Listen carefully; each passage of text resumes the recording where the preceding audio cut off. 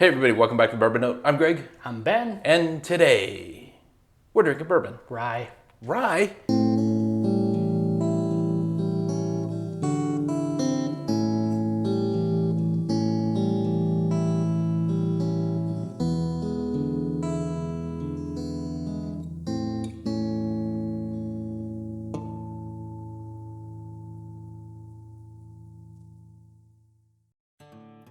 All right, Ben, what's the deal? What are we drinking today? Well, we have the new Jack Daniel's single barrel proof rye, and it's courtesy of Troy and Laura over at Baker Drinks. We have opportunity to get some amazing whiskey, and we thank them so much. Yeah, for they win the total wine lottery more than anybody on the planet, I'm convinced, if you watch their videos. And please do go watch their videos and like, comment, and subscribe. They're doing a great job. Almost to 1,000 at the time of recording this video, so go check them out, and thank you both very, very much for this, because we have not seen this one on the shelf yet. I've never seen it. We're lucky enough to get the single barrel proof regular Jack Daniel's. Bourbon, or Tennessee whiskey, but not the rye. Yeah. And so this one clocks in at 135.9 proof. That's up there. Yeah, I mean, it's approaching hazmat level. Yeah, you can still take it on a commercial airline, but barely. But just barely, yeah.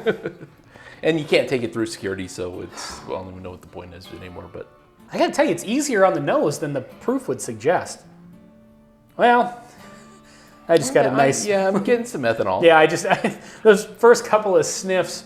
But I'm getting a really spicy vanilla. And I know vanilla is kind of a traditional note for a rye, but it's very... It's got some nice vanilla, borderline zebra cake. Nice density in the smell. But there are some kind of more traditional, like I wonder what the rye mash bill is on this, if it's a low rye. Sure. I'm kind of getting that vibe, and I don't know, so I could be completely wrong. But I'm getting that kind of barely legal rye where there's still a lot of corn present, so it's still kind of like a rye that has some bourbon-y sort of influences to it. Nose smells great. Let's go in for the palate. I'm getting some real mature spice though. Like I think it's for sure, yeah. And it's got a great color to it. Yeah, as well aged. Yeah. So, are we doing it? Cheers. Cheers.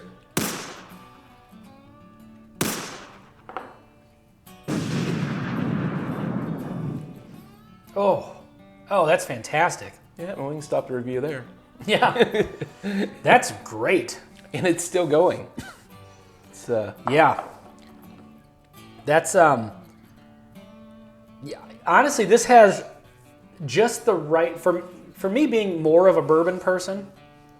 But liking ryes, I think this has a great mixture of that kind of sweetness that you get from a bourbon and the spice you get from a rye.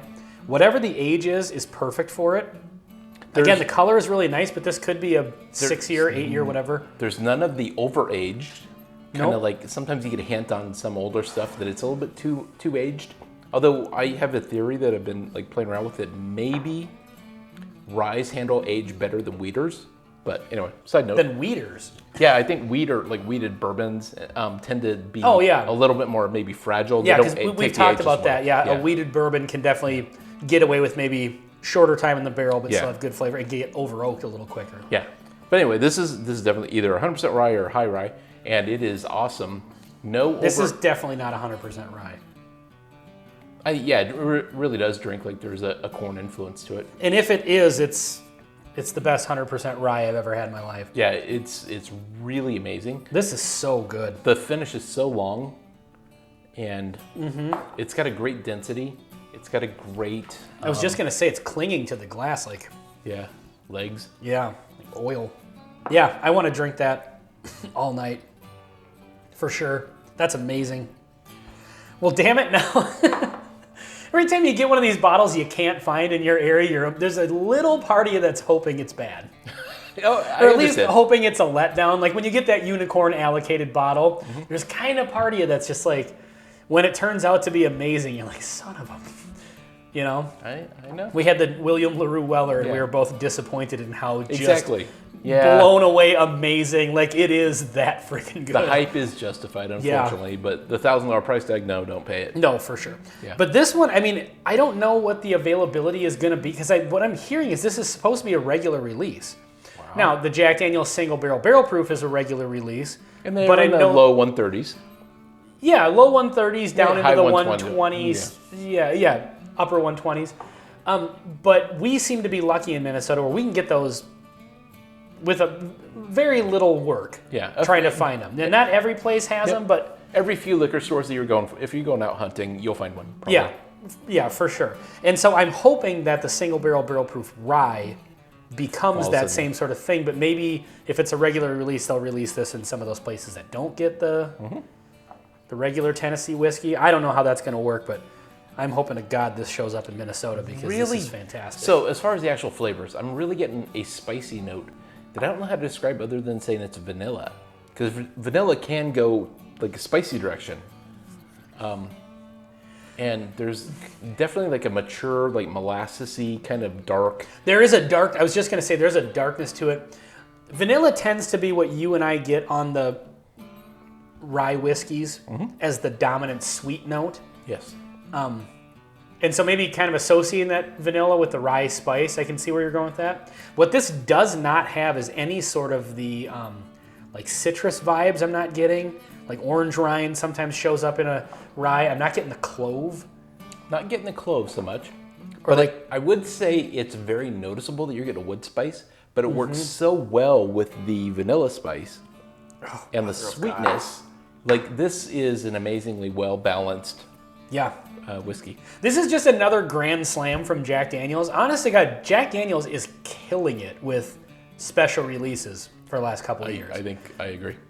Like I know some people are anti Jack Daniel's, which I don't understand why. I know Laura in particular. I don't know if Troy is, but Laura in particular is a Jack Daniel's fan. I am too. And we are too. For even sure. Their lower proof stuff I like. Yeah.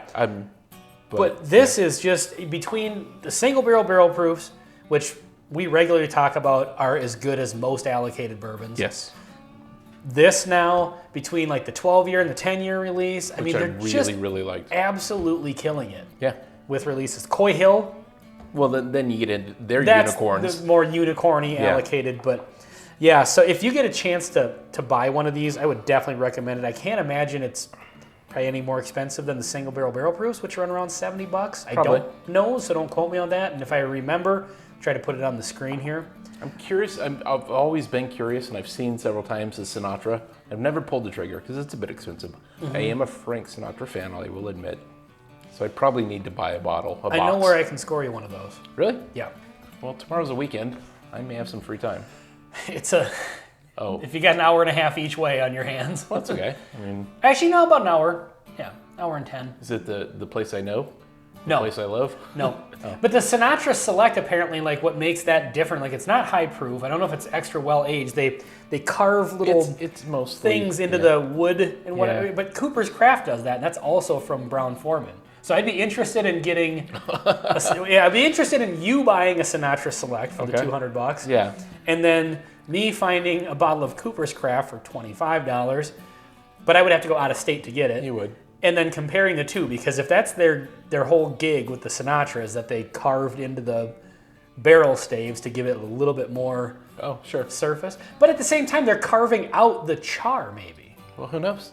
So, I don't know, but yeah, you should go buy a bottle of that for sure.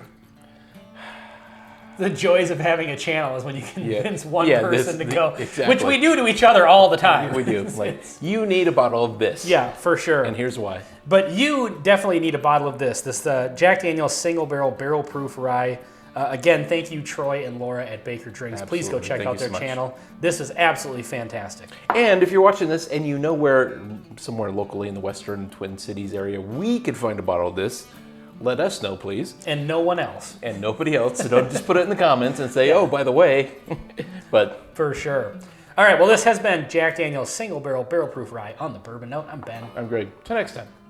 See you next time.